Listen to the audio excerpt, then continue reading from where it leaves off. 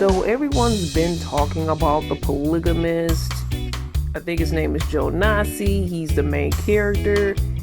And there's going to be some spoilers. So if you didn't see it and you don't want it to be spoiled, please come back later.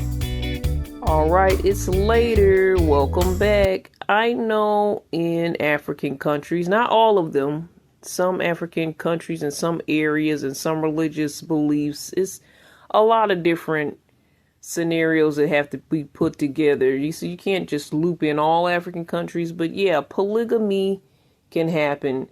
And even in this story, I think one of the wives was open to have a polygamist relationship. You can have multiple wives in some of these countries. But the way Jonasi was going about doing things, he was very deceptive, and he was doing everything for his personal gain, for his enjoyment, for his excitement. He didn't care who he was stepping on and who he was hurting, who he was disrespecting. And his overindulgence at the end of the day cost him his life. One of his wives basically took matters in her own hands and helped him end up getting AIDS. And when he passed away, all of these wives and women that were dealing with him seemed so delusional. They were like, I want to bury him. I want to bury him. I want to bury him. What about the deception? So when it was revealed that his first wife, well, we thought it was his first wife, she was the main wife. She was the one that kind of helped him get AIDS so he could die. That was a bit of a surprise. And I think people are also surprised that the son ends up sleeping with one of the young ladies, just like his dad would do. And she was trying her best to stop her son from being like her messy husband, his dad, who now had passed away.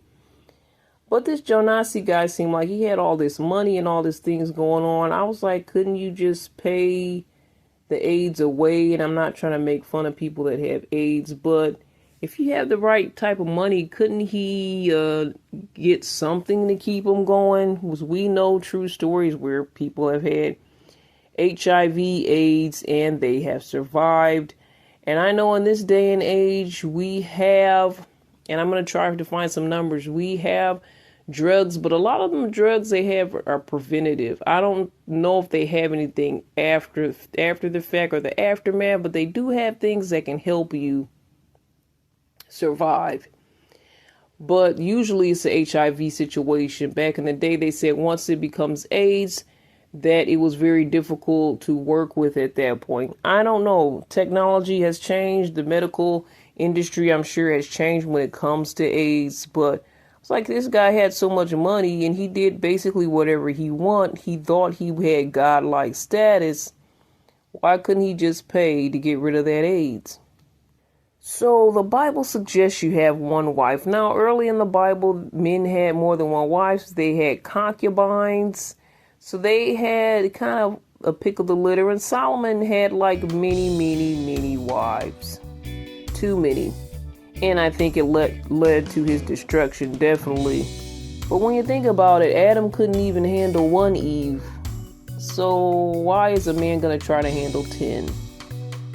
So what was your take on the polygamist, and what really stood out to you?